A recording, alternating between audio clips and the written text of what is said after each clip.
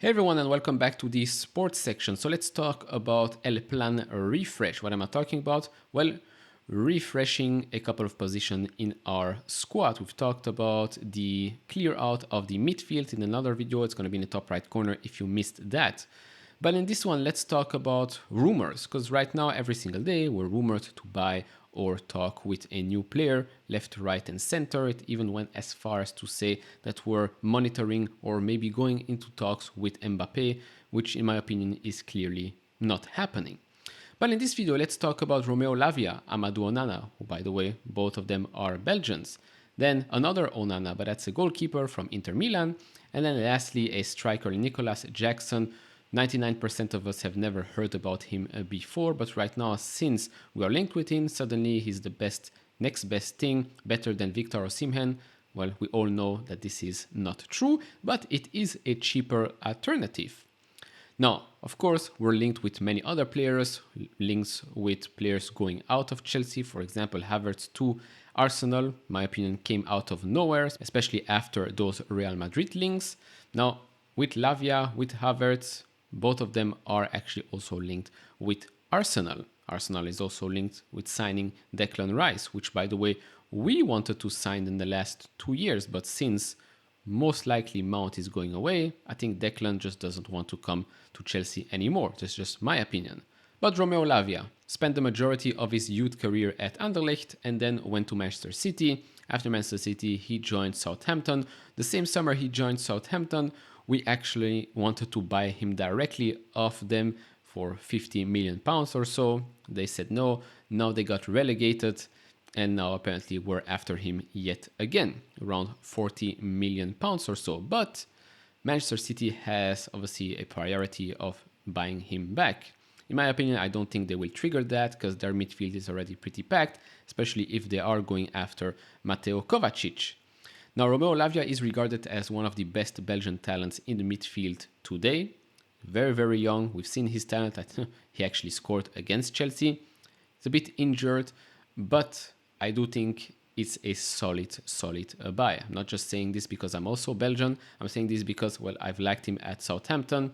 We've been linked with him. I think he can add a lot to this club, especially since he is young right now, has already 1 year of experience in the Premier League. I think it would be a shame to see him spend another season in the Championship.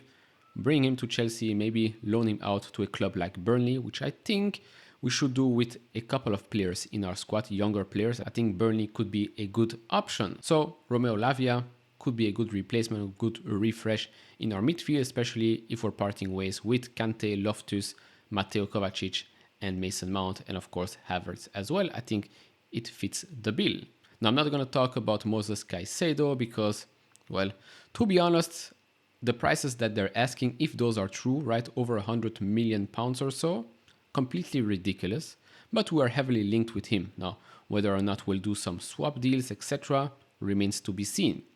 But up next, Amadou Onana.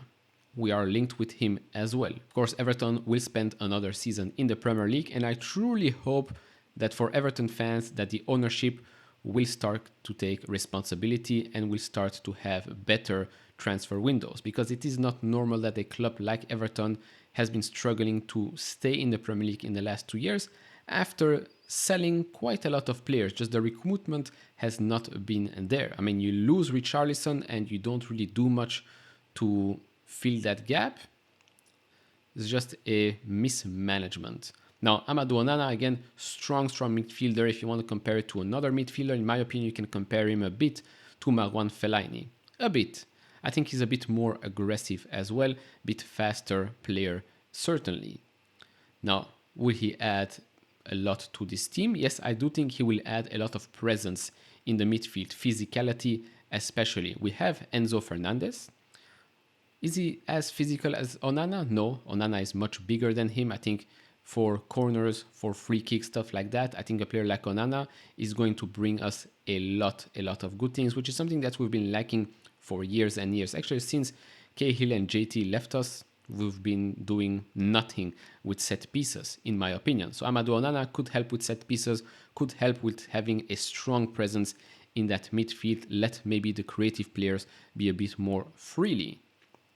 Then, another Onana, but that's the goalkeeper from Intel. Now, whatever is happening with that deal remains to be seen, because we also have Lukaku that is still at Inter Milan. I don't want to see him ever again at Chelsea. I don't know if they have the money to buy him. I don't know if they have the money to loan him out for another year. I know there have been links that, well, rumors that maybe Koulibaly might go to Inter as well, might be part of the deal. Trevor Chalobah might be part of the deal. To be honest, it feels like we've been screwed over by Inter and Lukaku already, right? Because we bought Lukaku for God knows how much money, and 1 year later we're sending him back to Inter on loan, and the value is just coming down, down, down. And now we want to have a new goalkeeper again for a refresh. Mendy is probably going to go away. Onana, a good upgrade there. How the deal will be structured remains to be seen, but I truly hope that Trevor Chalobah is not part of that deal. If Lukaku is part of that deal, fine, but then I don't think we should add that much more money to buy Onana. With Koulibaly, I don't know what's going to happen there, but I don't think that Onana is worth Lukaku, Koulibaly, and money. No way in hell. And then last player for this video, Nicolas Jackson, Villareal player who has scored, I think, 10-11 goals in the last 18 games or so, assisted 4 goals as well. If you see him play, yes, you can see why there is some comparisons with Victor Osimhen. But he's not Victor Osimhen. He's another young player, another bet, I would say. Is he worth the bet? £30 million is the reported fee. In this market, yes. But let's not just go after him and say, okay, we've got our striker, we're good to go. Now, of course, I did not forget that we're still, maybe, hopefully, announcing Christopher Nkunku pretty soon. He can also maybe sometimes play as a second striker, but is it enough? No, it's not enough. We need that clinical striker. We need that Harry Kane, Victor Osimhen, Haaland type of striker at Chelsea. I don't want to spend another season with playing midfielders out of position or playing just inexperienced players in crucial positions. It's not working. We're Chelsea here. We're not a club that is fighting to stay in the Premier League, so we can experiment here and there. No. We should be fighting for trophies. We should be fighting for the top 4, and eventually we should be fighting again for that title. Is that going to work with inexperienced younger players in crucial positions? In my opinion, no. That's not to say that Jackson isn't a good striker, isn't a good player. He might very well be.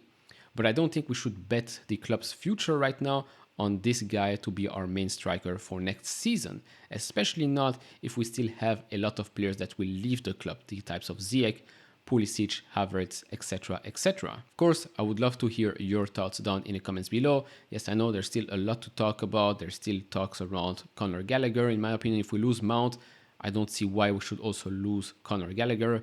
Again, very, very similar players. Adds a lot to the team, adds a lot of energy to the team as well. Losing both players, if we're not getting at least 100 million for both, another L for the club. You might think I'm crazy, but in this current market, yes, I do think that Mount and Gallagher together are worth 100 million, if not more. If Moses Caicedo or Brighton are asking 100, 120 million, if we paid for Cucurella 60 million or so, Mudryk 100 million, the guy is not worth half of it. But we paid that fee because he's Ukrainian and because apparently Arsenal were heavily linked with him. Arsenal got a way better deal by signing Trossard. And hey, who was Trossard's manager before? Yes, it was Potter. Imagine backing your manager. Could never be Chelsea, right? Anyways, that will be it for this video. Of course, I can be completely wrong and that's completely fine. Do share your thoughts down in the comments below. If you enjoy this type of videos, leave it a thumbs up, subscribe if you have not, and I'll see you all in the next one. Bye bye.